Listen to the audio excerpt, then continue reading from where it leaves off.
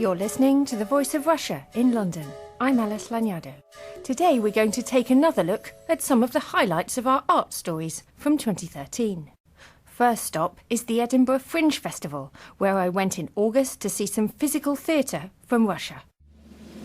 Ladies and gentlemen, flutters and broods, come close, take care, and prepare your... We really enjoyed it, yeah, it was really great fun. Like the visual imagery is really striking, very spectacular. It was very exotic and dirty, but in a good way. A genuine article of fact. Crowds at Edinburgh were thrilled to see Russian cabaret production Omega at the Fringe Festival. The show, which Janet Street Porter has memorably described as a black, bleak mashup, is a series of turns by a cast of 16 characters, performed by just 4 actors. It's both a carnival and a freak show, and is boosted by a soundtrack of specially composed electronic music. Dmitry Aryupin and his theatre company Black Sky White brought the show over from Moscow. The main story of this performance is that all the time there is the death. I mean, not really death like, my personal death or anybody, human death, but void, unbeing, is really all the time present on the world, in our world, on the earth, because the whole our life is just changing life to death, changing being to unbeing. Michael Begg, who composed the music to Omega, decided he had to work with the theatre company after seeing one of their shows. I first saw a Black Sky White show in the year 2000, and the show came to Edinburgh, and I hadn't heard of them and I hadn't heard of the show, and I sat down at midnight and watched a show called Bertrand's Toys and left an hour and 10 minutes later just completely changed. My ideas of what could be done with theatre, my ideas of what could be done with sound were just irrevocably shattered and blown apart. And at that time I had just released my first album. And as you've heard from the show, this is a kind of marginal sort of music that doesn't have a huge audience. It takes a very particular taste. But here was a place that I thought my music could fit in. But it isn't easy to start working together when one of you's in Moscow and the other in Edinburgh. Dmitry Aryupin. One of the main problems which we have solved is how to organize it through 1,000 kilometers in between us. We use different software, we use different, sound systems, so it's not easy. Every time when we have to get a result for some piece of the show, we didn't have an exact order of things to do. I start to transfer my undescribable vision in my head to my awful English, send it to Michael. I don't know what did he really feel when he gets this message. All the time I was afraid that he considered me as a mad person, just, message from the hospital. It takes time. For 3 minutes it can take a month to get a result. Michael Begg started to compose short audio sketches based on what he thought Dmitry was imagining, without even seeing photographs of the show. I would make passes at putting together different soundscapes that were suggestive of different periods in time, like the Jazz Age, or going back to the Baroque. Because Omega is an ancient circus, it's been with us for hundreds of years. But for our purposes, we began focusing on this area of the sort of 1930s American Dust Bowl, Gothic, carnival-esque period. And so the soundscapes and styling of the audio field began to emerge from that. Michael found himself composing for an imaginary ensemble. So I began forming in my head this idea of an imaginary band called the Black Glass Ensemble, which was effectively a troupe of drunken circus performers who have been playing the same broken instruments for centuries. So there was a harmonium, there was a clarinet, because there was a strong Jewish influence there. And from that, it's just started knocking out these kind of ragtime tunes as imagined through the prism of a drunken carnival circus band, getting it all wrong and playing their songs quickly before the police chase them away. The soundscape that Michael has created includes the spoken word as well as music. There's Romany gypsy language. That comes from my background doing a lot of workshops with itinerant workers who would come from that neck of the woods, from the Ukraine, in fact. and had drifted their way generations ago to Scotland and settled in the market towns. When they became tired of their travelling work life, they tended to settle in these small town communities, and that's where I live now. So I'd become involved with those guys, setting up workshops that were designed to allow them to help some sort of fragment or maintain some fragment of their previous identity. And so some of these phrases stuck, and we could use those in the show. These phrases have survived because they're part of a secret language used by itinerant workers who sometimes operated on the fringes of the law. Michael Begg again. It became a textual thing that they could share words with each other and be sure that, you know, there weren't spies or policemen understanding what they were talking about. And because often they would illegally hunt for food, and they weren't adverse to a little bit of shoplifting or stealing from their neighbours. They're quite roguish. But they had a wonderful poetry about the things they would say. So, you know, there's a line in the show, "The shadow moves as the sun commands." So there's a great connectivity with forces of nature, duality, one half of existence affecting the other half. Not that Dimitri and I have spoken about it in any detail, but I think we share that sense of one of the themes running through the show is that conflicting duality and opposing forces uniting together, and that uniting of those forces never being completely comfortable. Omega is a big show. It has a lot of different characters, scene changes and special effects. And at a festival like the Fringe, the company only gets a very short time to rehearse and set up. I asked Dimitri Aryupin to tell me about the technical difficulties of the production. There are hundreds of details, and all these details, like a puzzle, have only one way to make the whole picture. If you change several details, puzzle will not be complete. Dimitri says that his upbringing in the Soviet Union left him with a feeling of uncertainty that he finds is useful in his theatrical work. It seems to me that exactly for the theater, it is absolutely impossible to do the real theater in a certain position. When you know what will be tomorrow, you have to stay over the abyss. It is not really now very popular feeling, but it seems for the people like me in the Soviet Union, it was really all the time. We feel that we have no ground under our steps. And when you are uncertain, you consider your life like a road. You cannot stay, you have to move. So it is the real ground of all my shows, and especially for Omega, because it is stop on the way. Tomorrow, Omega will move to another place in the world.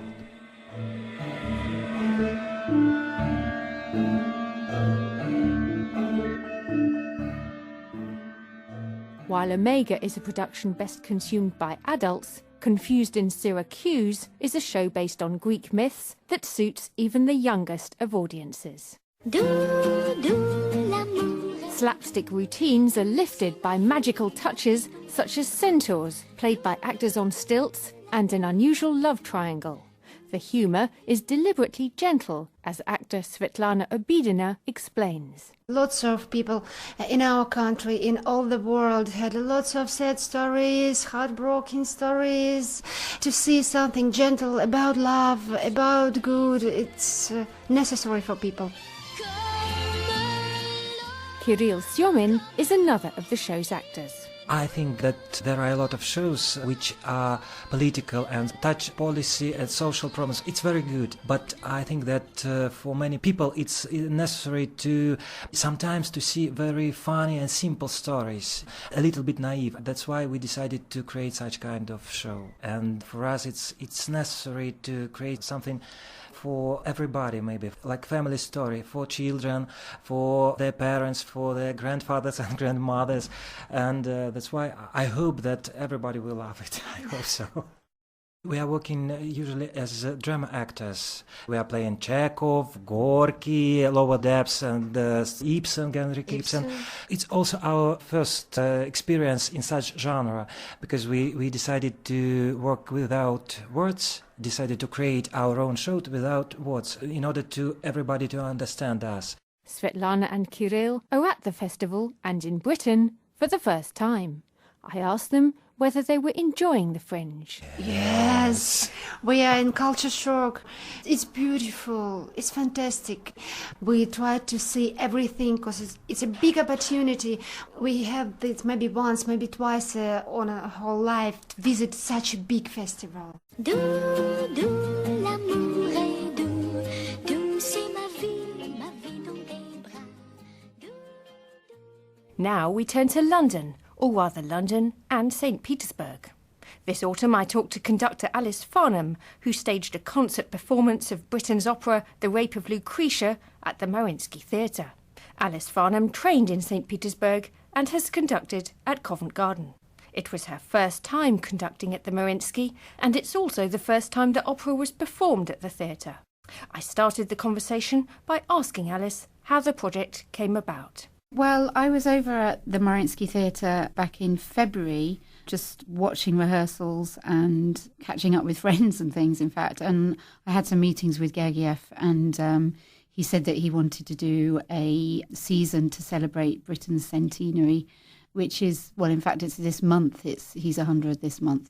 He decided that this month they'd also be performing Midsummer Night's Dream and the War Requiem and Turn of the Screw, which is all in the Mariinsky Theatre repertoire now. And in addition to that, he wanted to do a performance of Rape of Lucretia. How does that get negotiated? Were you on the phone to Valery Gergiev? Did you visit St. Petersburg? I visited St. Petersburg, and I also met with him quite a few times when he was conducting the London Symphony Orchestra. He's a very, very busy man, so meetings tend to be very short. So it's good to have quite a few and optimise your opportunities to actually get to speak to him, because there's a lot of people wanting a bit of him. So you had to be quite careful, did you, to catch him at the right day and be in the right place at the right time? Yes, and that included being around quite a lot when I didn't get a chance to speak to him as well, but made sure that he saw that I was around. Why were you so determined to bring Rape of Lucretia to the Mariinsky and to stage an opera there? Well, I think that Benjamin Britten had a very good relationship with Russia. During the Cold War, he had a relationship with Shostakovich. They both respected each other's works enormously. And I think it's important in his centenary year that is recognised. And the Mariinsky Theatre is the theatre that does the most Britain in Russia, I would say. So it seemed like an ideal opportunity. And also, I studied in Russia and lived there in the late 90s. So it was a great chance to actually get back and work in Russia. Why did you choose this Britain opera? It's quite a tricky one, isn't it? They're all tricky, actually. I think out of all the operas, I don't think it's the hardest. I think Midsummer Night's Dream, which is already in their repertoire, is very difficult. I think an opera that they would do extremely well at the Mariinsky is Peter Grimes, which I hope at one point Gergiev would choose to do. I think he will do that at some point. But the good thing with Rape of Lucretia, it's one of Britain's chamber operas. So it's fairly small forces. It's fairly easy to organise. It's only a cast of 8, 15 players. So it's also not terribly long. It's 45 minutes each side. But I suppose I was thinking of the subject matter as well. Yeah, the subject matter is strange. And I have to say, there are times when it feels quite uncomfortable as a subject matter. I've read a lot about it recently, and various performers who've had different ideas about whether Lucretia is somehow actually wanted this attack to happen, so to speak, and whether she's somehow complicit in it. And it's a very daring subject, actually, but I think Britain does it in a very sympathetic way. Are you expecting a very different interpretation to come from Russian singers performing this opera? I think it'd be very interesting, actually. I think one of the things I think will be a real challenge for them is it's a very, very wordy opera, and just purely in technical terms, there's a lot to get your mouth around, actually just pronouncing it and singing it and delivering the text, because it's quite stylized text, and if you've done a lot of Britain, you get quite used to that kind of style, but that's tricky on a purely technical level. I love Russian singers and I love their kind of passion and the way they deliver, which I think will give it something, because I think occasionally with Britain can seem a little bit cold, although there's definitely passion in Britain's music, most certainly. But I think there are occasionally you get English performances that are a little bit too reserved, and I'm hoping that we'll have a little less of the reserve, perhaps. A little more Russian drama. Yes. Is it also tricky that you're going to stage this for one day only? It's not going to be staged, so it's a concert performance. So that is tricky. It's tricky then to deliver it, in that you have to deliver the drama just through the music alone, which can be difficult. On the other hand, it's a beautifully written piece of music, and I think that's a challenge. On the other hand, it's sort of quite a lot easier. For example, there's a moment in the opera where Lucretia says, "Now let's fold the linen," and then they start a trio with the female chorus, the storyteller, and her two servants, Bianca and Lucia. And it's not terribly difficult music, but every production I've ever worked on and ever seen, there's been real problems with that moment, because the singers have to fold the linen, because it says let's fold the linen, so they have to fold the linen, and actually they get muddled about they've got these sheets and they're not quite sure which way round they should do it, and they get in quite a muddle, and sometimes the music takes secondary place and starts to fall apart just because they're folding this wretched linen. So we won't have that problem anyway. And what about the issue of bringing an opera to the theatre for one day and not knowing that you're going to have a run, so you can sort of see how it works on different days and so on? Yes, well, I mean, that's hard. All the pressure is on the one performance. And so I think really it's a kind of doing a concert performance is something of an experiment. If it really works as a concert performance, then who knows, maybe it would develop into something else. But yes, it's much easier when you've got several performances to develop the production with, but that'll be a challenge. And what about the English? Do you bring a voice coach in to work with the singers? Or No, I believe they have somebody there. I think she's one of the young artists who has worked with them quite a lot. And I think over the years they have worked with voice coaches. Obviously, I'm English, so I can help with that as well. It's one of those languages that I still feel in the opera world generally, even in this country, we don't always take singing in English quite as seriously as we should, really. I think we should have more coaching even on English people singing in English sometimes. So it's going to be hard enough for them to cope with. Yes, I think it will be a challenge. But having said that, it's not the first time they sung in English, or Britain in English either. And actually, Britain, although it's quite challenging, he writes so beautifully for the voice and for the language that a lot of things have a natural rhythm and melody to them. I mean, of all the British composers, he's one of the greatest for that. So, going back to Gergiev for a moment, will he come to rehearsals? Will he come to your performance? How's that going to work? I don't know. I mean, I think he's around at the time. I hope he'll come. I know he's very busy, and if he is around, then he'll probably either be in meetings or having rehearsals himself. But I hope that he'll see some of it, the concert or the rehearsal before or something. I mean, it's also worth remembering now at the Mariinsky, it's the Mariinsky Theatre, it's the New Theatre, it's the concert hall, and there are performances going on in every building most evenings. So he can't be in three places at once. But I hope very much that he'll be there at some point, yeah. And are you hoping to come back after this? I'd love to. I really hope so, yeah. This is, I hope, is the beginning of something. And 2 weeks, you've got 2 weeks rehearsal time. Yeah. Is that standard or is that a bit short? Well, for an orchestra, for a concert, it's fairly short, but it's not too bad. I'll have a week or so with the singers individually, and a lot of the work can be done just with the singers and a pianist. I mean, a lot of work in opera is done initially with that, and then the orchestra tend to come in at the very end. I have read that the fact that there's a chamber orchestra in Rape of Lucretia actually gives it a lot of colour and perhaps works better than a full orchestra. What are your thoughts on that? Yeah, well, I think Britain was very keen on this idea of the chamber orchestra, the chamber opera, in terms of a small group of singers and also a small ensemble. He is a master of orchestration, and he writes beautiful orchestration that's nonetheless very powerful, even though it's a few instruments. They're very cleverly combined. I think it's just different from Peter Grimes that was written around the same time. It's not grand opera, but there's something about that idea of chamber, the chamber opera. There's something very intimate about that. I think he was harking back to the beginnings of opera, to Purcell, rather than the grandiose operatic declamatory style that becomes so pompous sometimes. I think he wanted to get away from that with these chamber operas because they have a different type of power, I think. Looking at your biography, Alice, you've got quite a history of working in Russia. You studied with the great conductor Ilya Musin in the late 1990s.